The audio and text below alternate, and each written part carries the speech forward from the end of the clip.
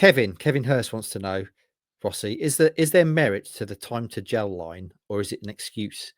And someone, this has been brought up a lot. I think Burnley had 17 new players last season, for example. Good point. Because you do look at other teams who rip up their squad every season, and then sometimes it works, sometimes it doesn't.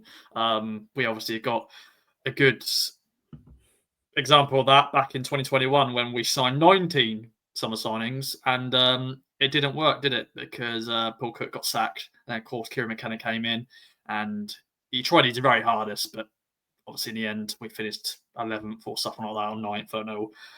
We missed out of the playoffs anyway in League One. This turnaround, it's a bit different. I will admit I have used the word gel a few times because you got to say it. Really, it's not an excuse. They do need time to gel because it's been a quick turnaround of obviously games, a lot of signings. That's when you look at, should the transfer window be closed before the season starts, because you don't have that excuse of like, okay, they've got time to gel because, well, you signed them in pre-season. They're up to speed.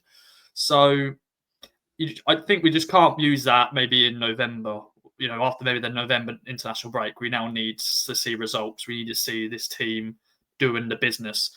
But at the moment, I don't mind the word gel, but I know there's a few people out there not happy with it. But it's a new squad. And some people go, well, should we have got a new squad? But that's another debate for another time. Yeah, I know there are people who think that kind of defence is not valid, but I would ask you to consider in any other kind of walk of life, when you have that much turnover, and it's not just been players, it's also been staff as well. It takes time. Like if the three of you left, for example, it would take time before we got back up to what we have already as a team, the way we work and all that kind of stuff. And it's not as simple as just going, well, we spent loads of money, we've got loads of really good players.